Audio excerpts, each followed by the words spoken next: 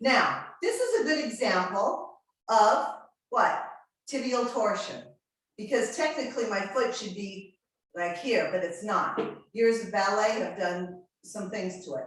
So we are rotating the ankle independent of the tibia. Oh, now we're moving the tibia independent of the femur. Oh no, we're moving the femur independent of the knee and the ankle.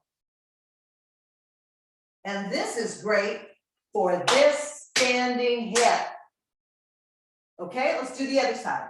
Boom, not the other side, the other direction.